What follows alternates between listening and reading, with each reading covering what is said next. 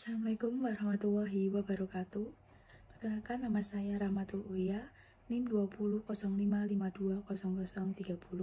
Di sini saya akan mempresentasikan skripsi saya, pengaruh ukuran perusahaan, struktur modal, likuiditas, dan profitabilitas pada nilai perusahaan sektor konsumer non-signikal yang terdaftar di Bursa Efek Indonesia atau BEI periode 2018-2019, dosen pembimbing Dr. Sunarto MM.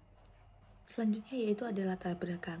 Indonesia tergolong negara dengan jumlah penduduk terbesar nomor 4 di dunia dan jumlah penduduk yang tingkat konsumsi masyarakatnya terus meningkat.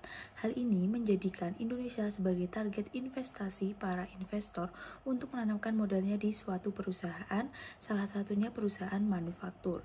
Perusahaan konsumer non-signikal adalah perusahaan industri manufaktur yang memproduksi produk dan menjualnya untuk mendapatkan keuntungan yang lebih besar.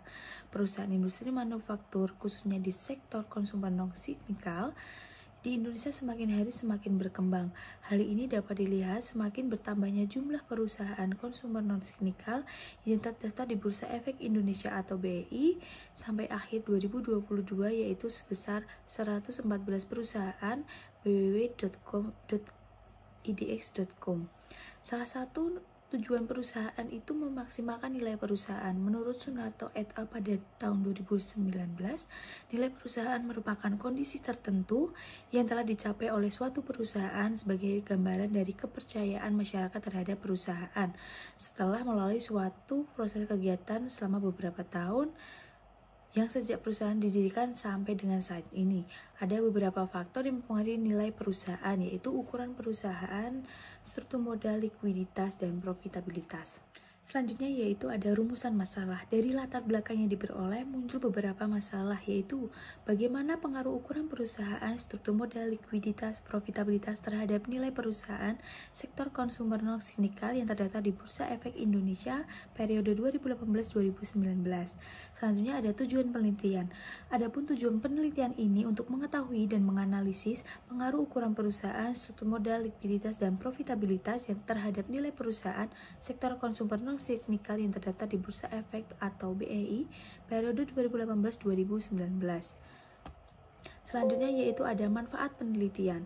Adanya penelitian ini diharapkan dapat menambah pengetahuan tentang pengaruh ukuran perusahaan, struktur modal, likuiditas, dan profitabilitas yang berpengaruh terhadap nilai perusahaan dan dapat bermanfaat untuk membantu investor dalam mengambil keputusan dan diharapkan mampu menjadi acuan bagi penelitian selanjutnya. Selanjutnya yaitu metode penelitian. Pada penelitian saya menggunakan penelitian kuantitatif dan pada perusahaan sektor konsumer non-signikal yang terdaftar di Bursa Efek BEI, ini datanya diperoleh dari laporan tahunan periode 2018 sampai dengan 2022 pada website resmi di www.idx.com.id. Terdapat beberapa tahapan. Tahapan yang dilakukan dalam penelitian ini, yang pertama ada tahapan survei, yang kedua ada tahapan pengumpulan data primer dan sekunder, yang ketiga ada penelitian kuantitatif, dan yang keempat ada tahapan perolehan sampel. Selanjutnya terdapat dua variabel, yaitu ada variabel dependen dan variabel independen.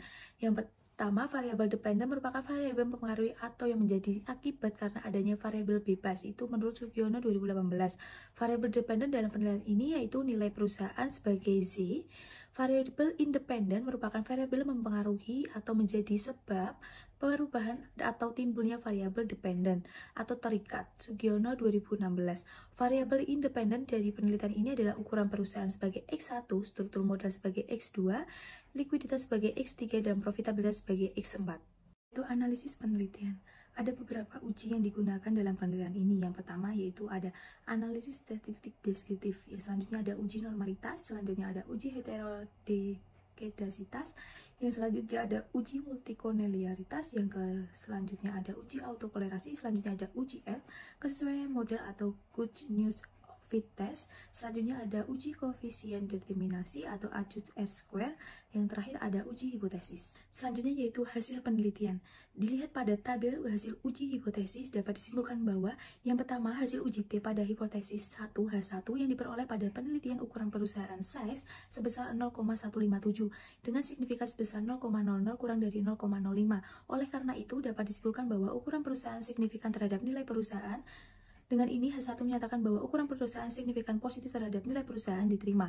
Selanjutnya yaitu hasil uji T pada hipotesis 2H2 yang diperoleh pada penelitian struktur modal debt to equity ratio sebesar 0,114 dengan signifikan sebesar 0,00 kurang dari 0,05. Oleh karena itu dapat disimpulkan bahwa struktur modal signifikan terhadap nilai perusahaan dapat diterima. Selanjutnya ada hasil uji T hipotesis 3H3 yang diperoleh pada nilai penelitian likuiditas ukuran rasio sebesar 0,043 dengan signifikan sebesar 0,00 kurang dari 0,05.